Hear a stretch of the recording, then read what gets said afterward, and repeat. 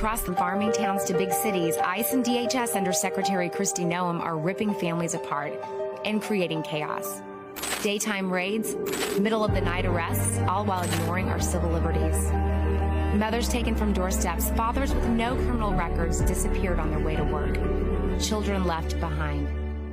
Trump and Noem promised to go after criminals. They lied and are now forcing our law enforcement to do something they didn't sign up for. This is not what we voted for. Trump's approval ratings are plunging, with majorities opposing workplace raids and mass deportations. Poll after poll shows Americans saying enough. Our own member of Congress, silent, turning a blind eye to this mess and refusing to hold Kristi Noem and ICE accountable.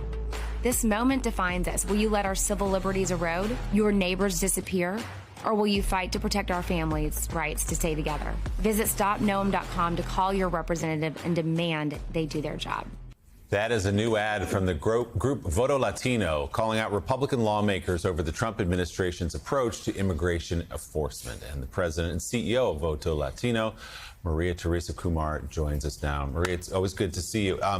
I was struck watching that ad. It's actually the argument that some conservatives, I'm thinking about Joe Rogan, other podcasters, have been making, saying, yeah, we've voted for you to get out the murderers and the rapists, like you said. Who would disagree with that? We didn't vote for you to go and round up people in parking lots at Home Depots or at schools and churches and places like that.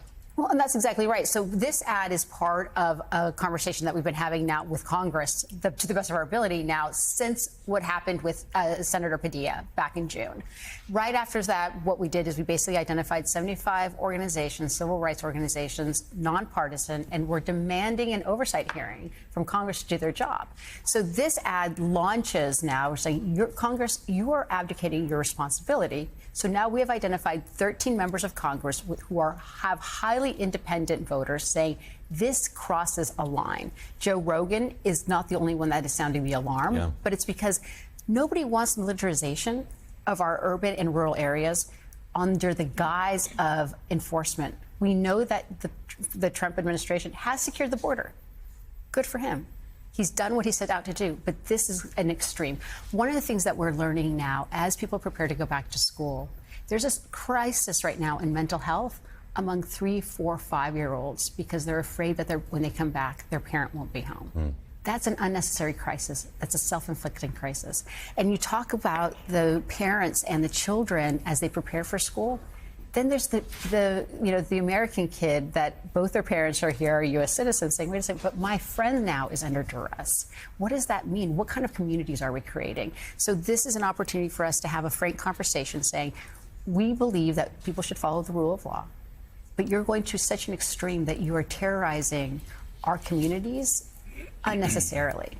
All for theatrics. And by the way, I only use the Joe Rogan example because it shows that even people who are generally supportive of this president say on this, you've gone too far, That's exactly Mr. right. President. Well, for the very first time in almost 15 years, 79% of Americans actually believe that we need to have some sort of just immigration reform. And get this, with a pathway to citizenship for people who have been here for at least 10 years. Because they recognize that they are the fabric of our communities. You are speaking now to, you're going to elder care facilities. They can't find workers to take care of our elderly. They can't find people that are actually willing to come in and pick our food because farm workers are afraid. So when we talk about this idea of tariffs and the implications of stagflation, one of the undercurrents of stagflation that economists are talking about now, is this idea that we're not going to have enough immigrants to work. And that is going to be the broadest indicator paired with the tariffs that we're expecting. And by the way, reports over the past few days about the rising cost of groceries because, again, immigrants being taken out of workplaces to do that. So earlier this morning, we showed this headline talking about how Israel is moving in on taking over Gaza, West Bank settlements exploding. And talking about the Arab Americans in Michigan that talked about Genocide Joe. Oh, he's so terrible, Joe Biden, so terrible. And this is what we have. I mean, you and we talked around the table before the election, saying this is going to happen. Yeah. And yet, Donald Trump and J.D. Vance's numbers among Hispanics went up much higher than most Republicans. So why is that? Yeah. And why do I occasionally see people whose families have been torn apart going, they're shocked that Donald Trump did what he said he was going to do. And by what I said, I remember, I think it was a Michigan rally, he talked about bloody, he used the word bloody mass deportation. Well, he had his whole convention surrounded by mass deportation. There was not a sign that you'd not see that had mass deportation. And it was actually our Jacob Scarfoff that actually said, this is actually wrong. Like, he was sounding the alarm. So why did his numbers go up with Hispanics? The number one reason that Latinos switched from left to right was economics. I will tell you, we did focus groups in April of last year, and we had this one young man from Arizona stands out. He was 22 years old, baggage claim carrier, and he said, my rent is too high. And my follow-up question to him was like, okay, too high. What does that mean to you? I'm trying to balance between whether or not I can actually budget a meal or 2 meals a day. 22 years old. He's talking about issues that he did everything right. He went to community college. He has a union-paying job, and he can't afford to eat. Well, I think obviously that that's the case overall. But you also look at the counties along the Texas-Mexico border, Hispanics breaking for Donald Trump in a historic fashion for Republicans along the border. Why is that? So because there was an influx of people that we hadn't seen since the last century, and towards the end of the Biden administration, the chaos. There's chaos. Yeah. But then all of a sudden, you also had people on the progressive side telling people that they wanted to abolish ICE. Well, you know what one of the number one job industries are across the border? Good paying job?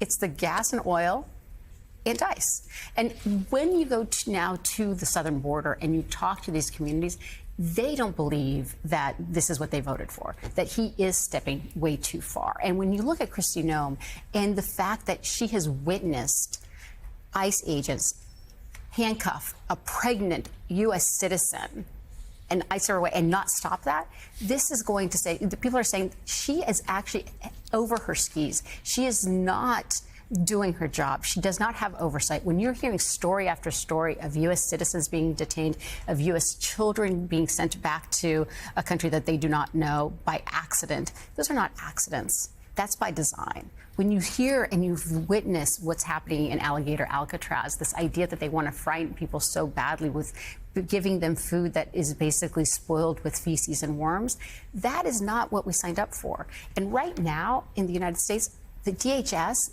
the U.S. Congress approved one of the largest budgets that actually competes with some countries' military. That's the size of it. We're witnessing the militarization of our cities and our rural communities in ways we haven't seen under the guise of enforcement. And I think it's a moment for Americans to wake up and say, this is actually not what we signed up for. Yeah, the big lie was that it was about criminals. And we know now that it's not about criminals. The numbers they're trying to deport, the vast majority of the people they're going to deport are people who are working hard, playing by the rules, paying taxes, trying to be good American citizens. By the way, Claire, a number I saw the other day, 74% of the people that have been arrested, detained, fit that description. That's exactly right. And the icing is that they're now arresting people who are coming to make themselves subject to court orders. People are showing up at the courthouse to do what they're supposed to do when they come in this country and have their cases adjudicated by a judge, and they are dismissing the cases so they can arrest the people to get their numbers up, and including recently a 6-year-old boy and his mother. Off they went. So I guess it's frustrating to me, and I know it was economics, but is it risky what they're doing in Texas? Is there really a sense in the Latino community that Trump has gone too far and that they're afraid? I mean, I have a relative who is engaged to a young woman who is an American citizen from Colombia. And they are afraid she and her family that are citizens are delivering groceries to people in their church because they're afraid to go to the grocery store. How afraid to go to the store? I mean, are we seeing the shift back? I mean, do you really think that's going to happen? Well, this is one of the things that all we do in Voto Latino is we do analysis, and what we did find is that the number one voter in the Latino community was the non-voter. 31% of Latinos who voted in 2020 sat it out. And that's because they didn't believe Trump's politics, but they also felt that Democrats weren't meeting them where they are. And what they're looking for right now is what is happening right now in the Latino community is an opportunity for mass mobilization.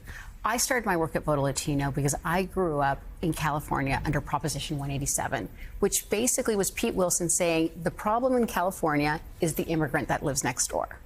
Just like myself, millions of young Latinos and young Asians organized their parents and their families to become U.S. citizens to register to vote, and California stopped being a swing state. It became blue. We used that model to go to Arizona, Nevada, Georgia, North Carolina, and Texas. That's been Voto Latino's model.